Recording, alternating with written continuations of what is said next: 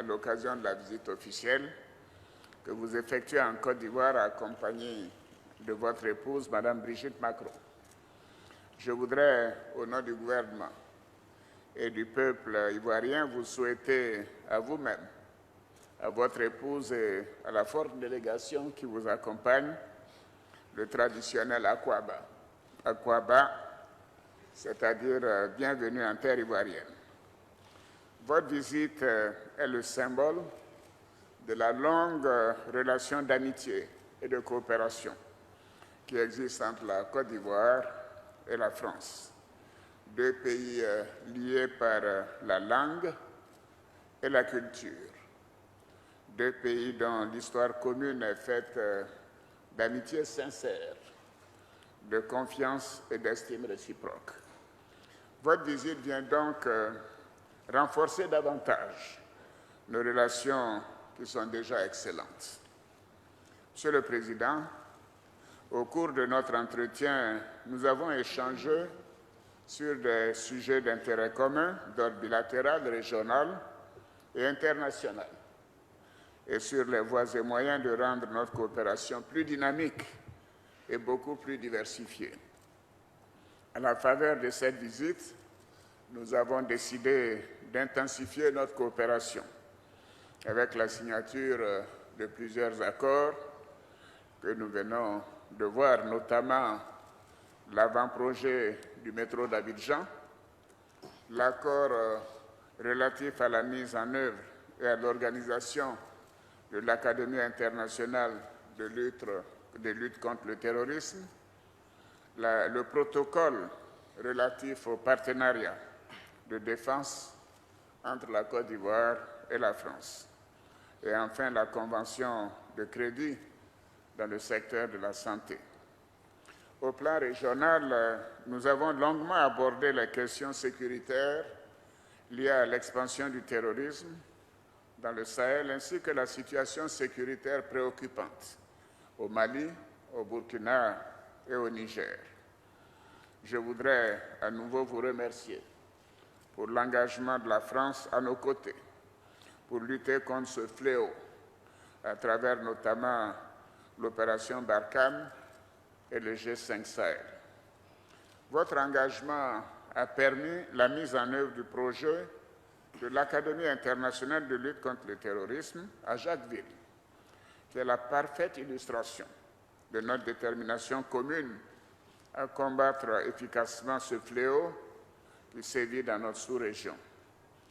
Dans le cadre de la lutte contre le terrorisme, les pays de l'UMOA, l'Union économique et monétaire ouest-africaine, ont décidé de contribuer à hauteur de 500 millions de dollars au financement du plan commun de lutte contre le terrorisme, mis en place en septembre dernier par la CEDEAO, et de mettre immédiatement à disposition 100 millions de dollars pour le Niger, le Mali et le Burkina Faso. Ceci a été confirmé aujourd'hui à l'occasion du sommet de la CEDEAO. Monsieur le Président, nous avons également examiné l'état de la coopération monétaire entre la France et l'UMOA. À ce sujet, je voudrais saluer le soutien de la France tout au long de l'évolution de notre système monétaire. Le franc CFA a été un outil essentiel du développement de nos pays. Au fil des décennies, nous avons ensemble fait évoluer ce système en procédant régulièrement aux réformes nécessaires pour renforcer notre zone monétaire et l'adapter au contexte économique régional et international. Toutes ces réformes ont contribué à faire de notre zone monétaire l'une des plus performantes et dynamiques du continent, avec une croissance annuelle moyenne de 6 à 7% et une inflation maîtrisée à moins de 3%. Ces performances saluées au niveau national et international sont une réelle source de satisfaction et de création de richesses pour nos populations, notamment les plus défavorisées.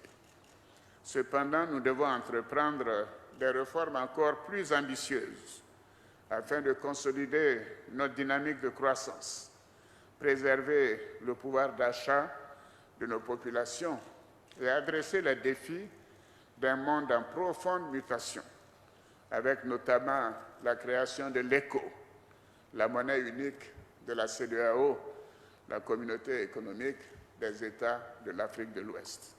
C'est pourquoi, à ma qualité de président en exercice de la conférence des chefs d'État et de gouvernement de l'UMOA et en vertu du mandat que mes pairs m'ont donné, je suis heureux d'annoncer qu'en accord avec les autres chefs d'État de l'UMOA, nous avons décidé de faire une réforme du franc CFA avec les 3 changements majeurs suivants.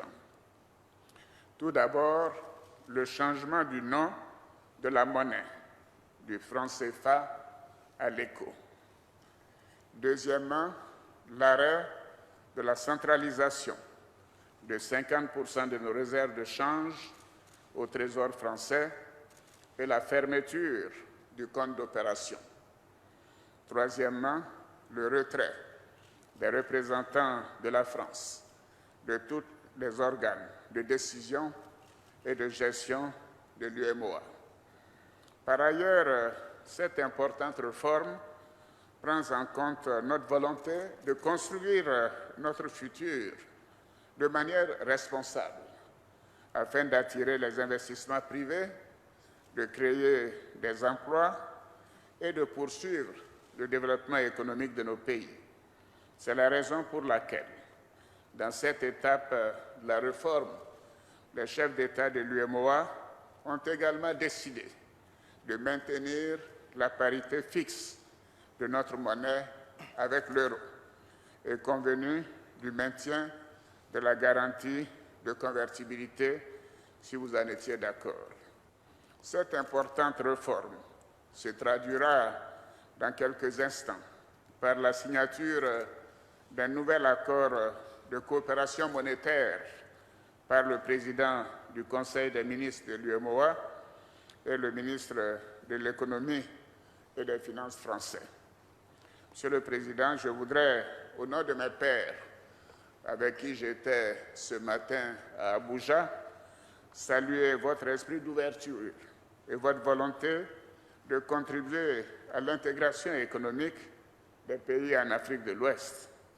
Ce samedi 21 décembre 2019 est un jour historique pour nos pays et pour toute l'Afrique de l'Ouest.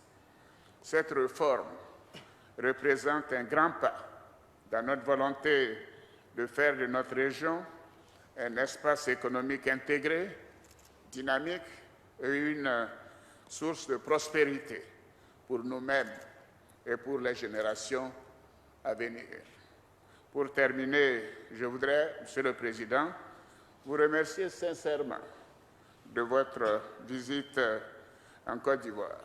Je tiens à nouveau à vous réaffirmer la volonté de la Côte d'Ivoire de dynamiser davantage sa coopération avec la France.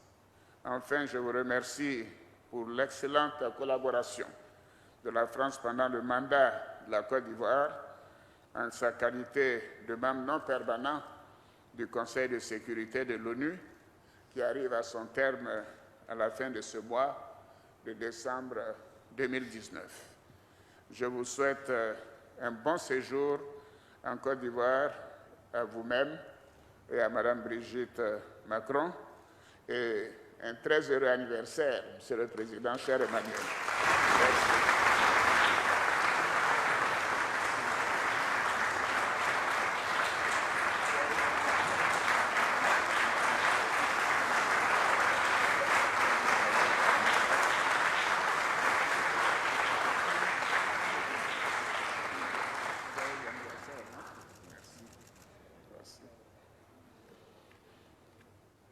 Merci beaucoup, Monsieur le Président, cher Alassane.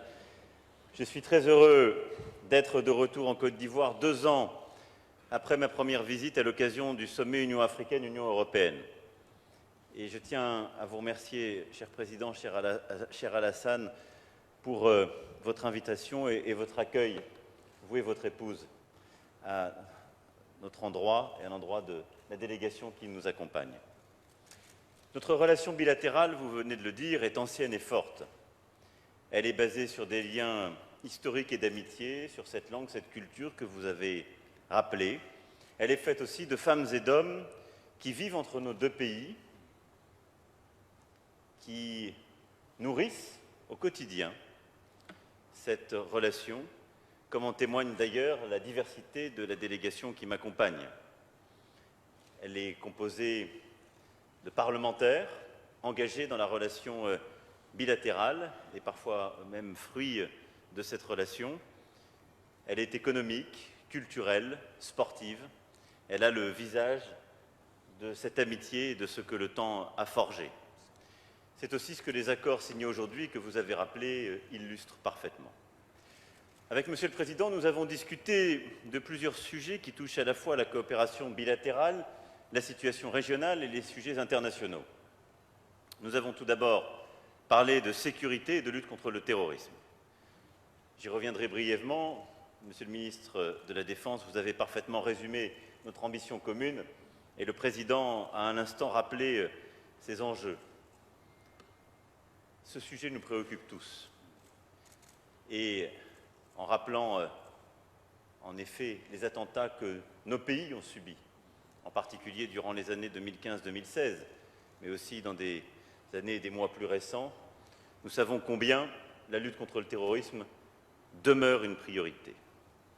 Avec l'Académie internationale de lutte contre le terrorisme, dont nous venons de signer le lancement, nous passons une étape supplémentaire de ce qu'ensemble nous avions enclenché il y a 2 ans et qui permettra, ici même, d'avoir un projet majeur permettant à la Côte d'Ivoire d'être à la pointe en matière de formation et d'entraînement et de consolider également la relation de défense et sécuritaire qui est la nôtre. J'étais hier aux côtés des forces françaises présentes en Côte d'Ivoire qui, je dois le dire, portent d'ailleurs cette amitié dont le travail constant avec vos forces, Monsieur le Président, témoigne de cette amitié et de ce mariage. Et je crois que nous avons là, ensemble, constitué véritablement le socle de la sécurité pour votre pays, pour la région. Et nous le dotons aujourd'hui, avec cette étape supplémentaire, de capacités pour lutter contre le terrorisme. Bien évidemment, c'est au Sahel que ce sujet est le plus brûlant et nous avons, avec le président Ouattara, évoqué cette situation. J'ai eu l'occasion à plusieurs reprises de m'exprimer sur notre engagement et sur l'implication de nos forces. Vous avez eu l'amitié, Monsieur le Président, de rappeler l'opération Barkhane. Il y a aussi la contribution à cette opération des FFCI. J'ai eu l'occasion de leur rendre hommage hier. Mais il y a aussi votre propre implication, dont je vous remercie et dont je sais qu'elle ne cessera de se renforcer. Et nous avons discuté de certains de ces termes à l'instant ensemble. C'est le sens du déploiement du bataillon ivoirien au sein de la MINUSMA au Mali. Et je vous en remercie très profondément parce que c'est à la fois un apport extrêmement structurant, mais aussi le témoignage de votre engagement. C'est aussi le soutien que vous avez rappelé de l'UEMOA qui s'est engagé à apporter aux pays de la zone des 3 frontières, le Mali, le Burkina, le Niger, l'apport que vous avez rappelé tout à l'heure. Et je souhaite qu'ensemble nous puissions continuer à œuvrer, qu'il s'agisse de formation, de capacité, de coopération et de lutte contre le terrorisme, encore davantage dans cette région, car évidemment, ce qui se passe aujourd'hui au Sahel, et tout particulièrement au Burkina Faso, a un impact direct, y compris sur votre pays. Nous continuerons aussi d'être à vos côtés pour assurer la sécurité de votre pays et continuer à lutter efficacement contre toutes les menaces.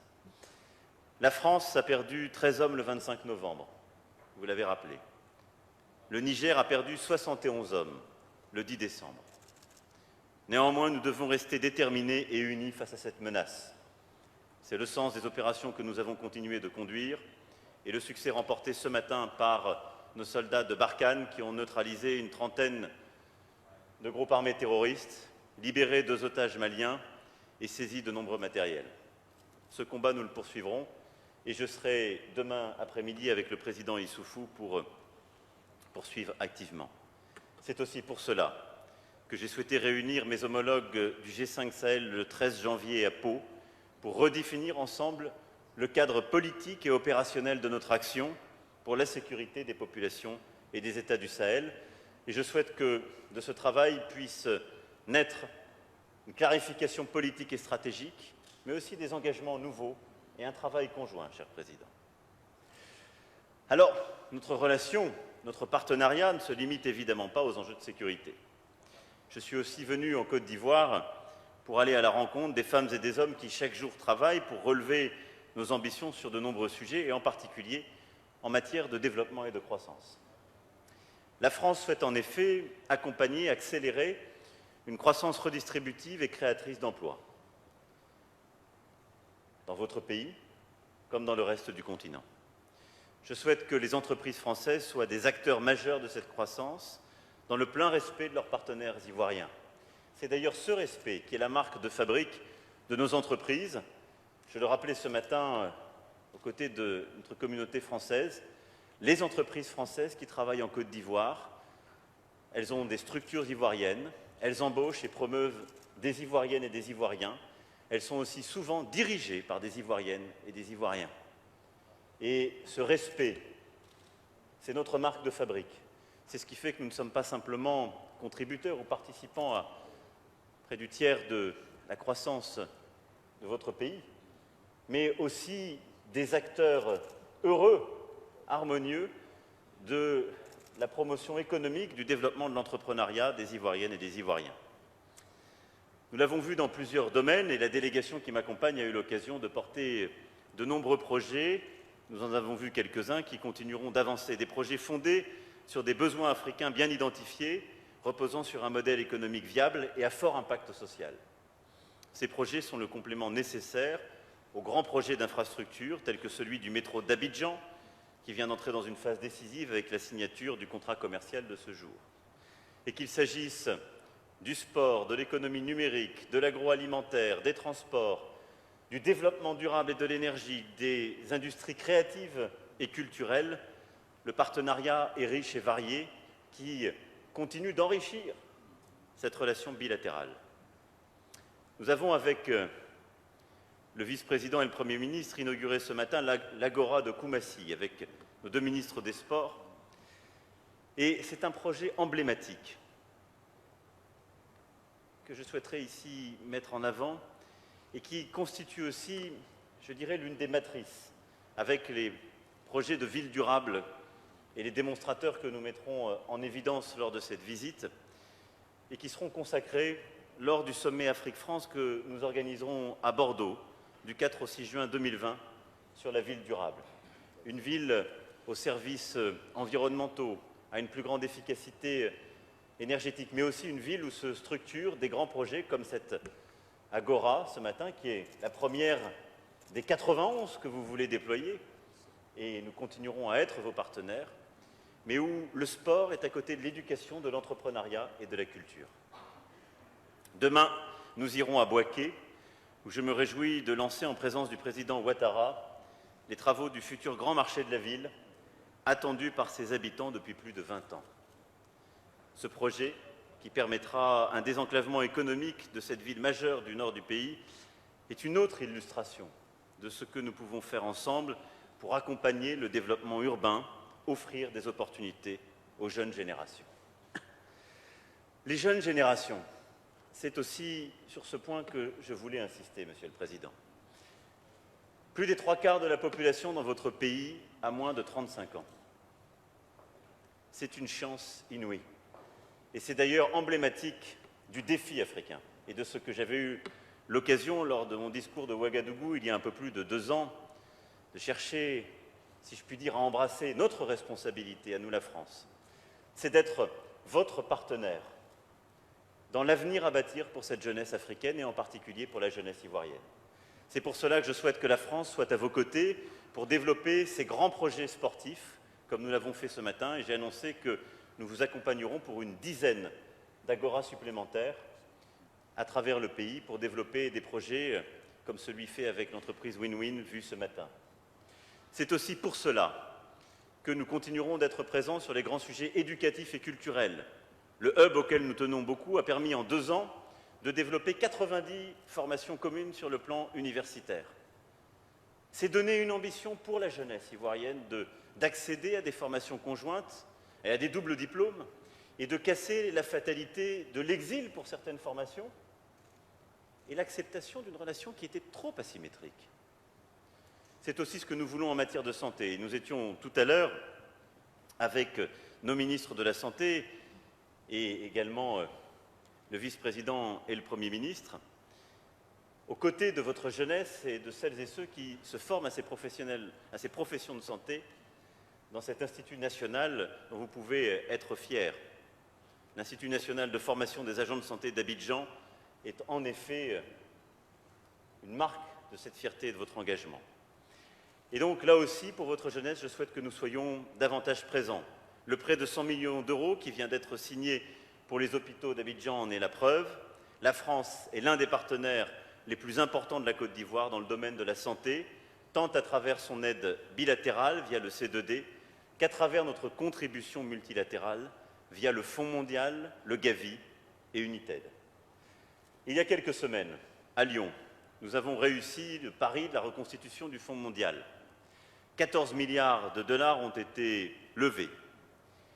Comme je m'y étais engagé il y a quelques semaines, cet après-midi, avec les ministres, le directeur général de l'AFD et le directeur général du Fonds mondial, Peter Sands, présents avec nous, nous avons signé un partenariat visant à améliorer la complémentarité de nos actions bilatérales et multilatérales.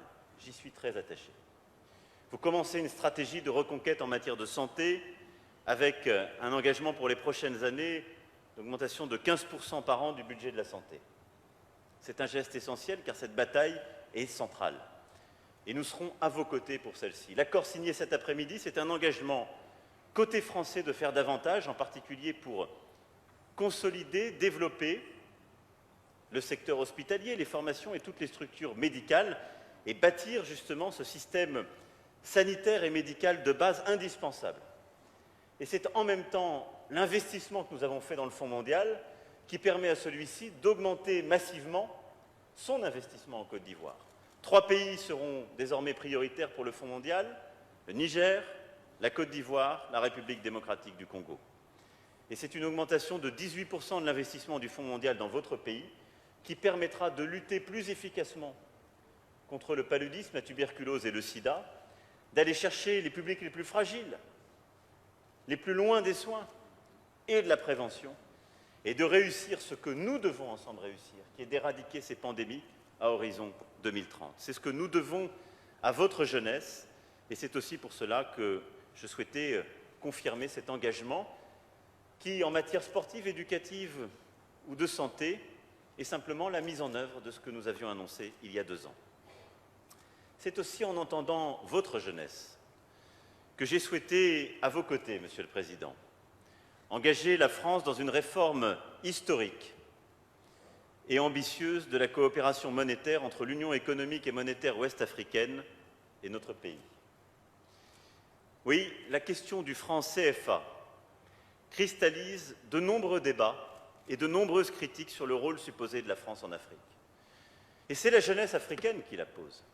J'ai entendu à l'université à Ouagadougou les critiques qui étaient faites à la France. Je vois les réseaux sociaux, je lis la presse et je vois votre jeunesse qui nous reproche en quelque sorte de continuer une relation économique et monétaire qu'elle juge, je les cite, comme post-coloniale. Alors moi je n'appartiens pas à une génération qui a connu le colonialisme. Beaucoup des jeunes qui nous le reprochent ne l'ont pas connu davantage et parfois prêtent à cette époque les difficultés d'aujourd'hui. Donc, rompons les amarres, ayons le courage d'avancer, de regarder et de bâtir ensemble, en effet, un partenariat décomplexé. La France n'a rien à cacher, n'a aucun privilège à avoir. Elle n'a qu'à aider ses frères, ses sœurs à réussir, et cette jeunesse africaine à conquérir son avenir.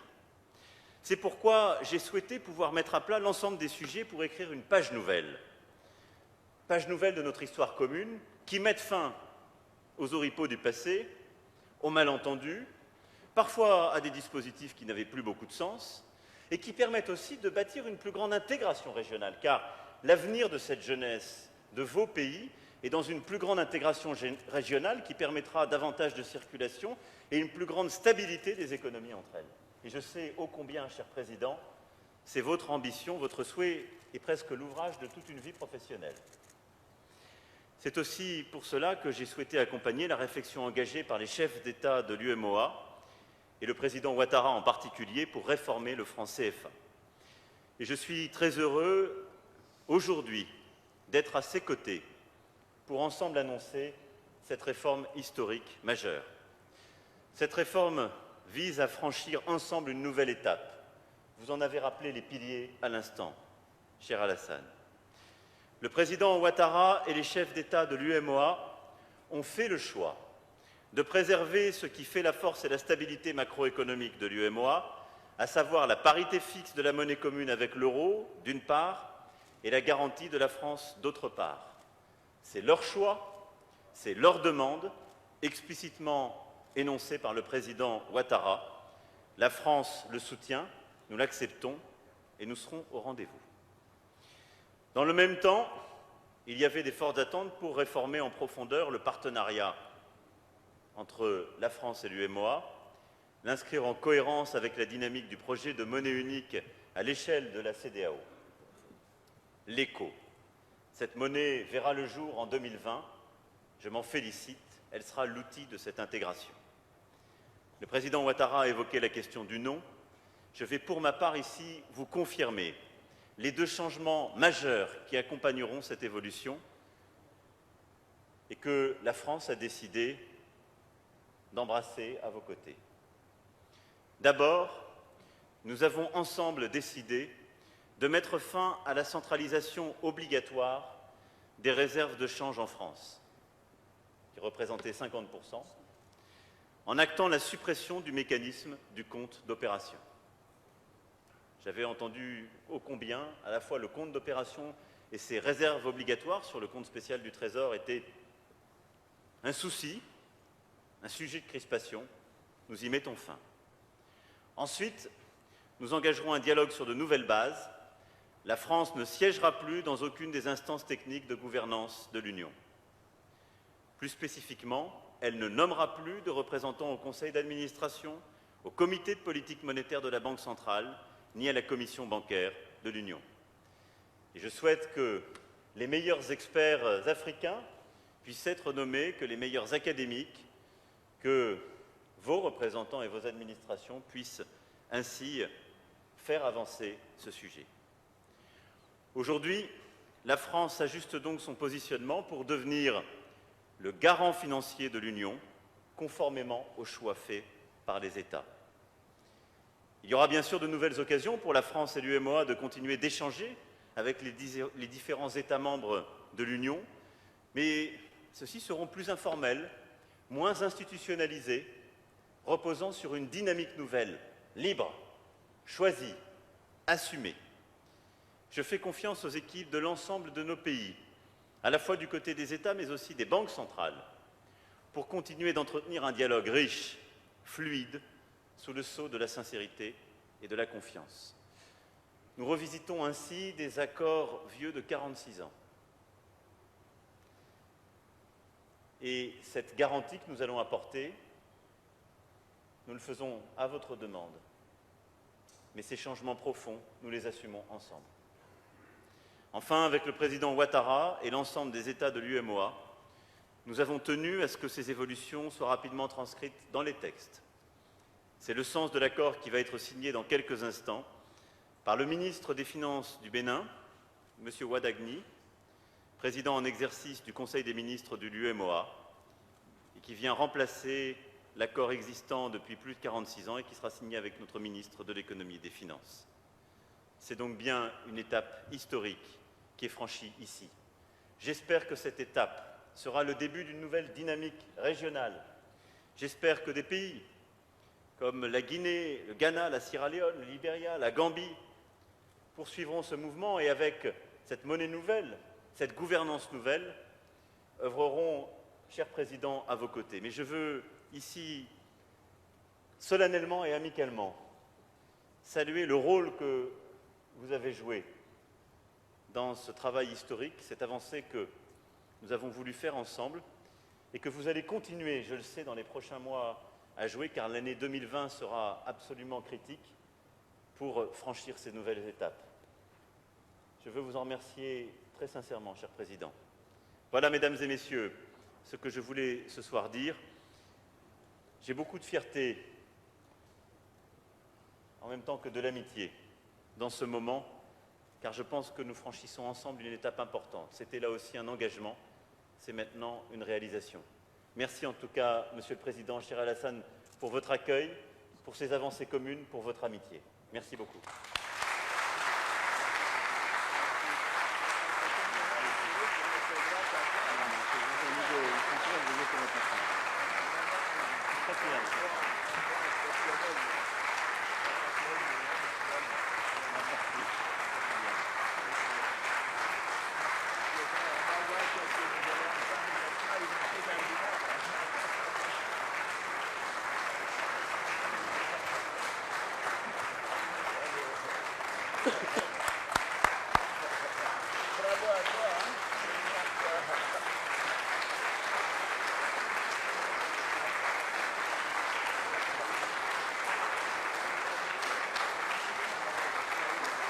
Bravo à vous.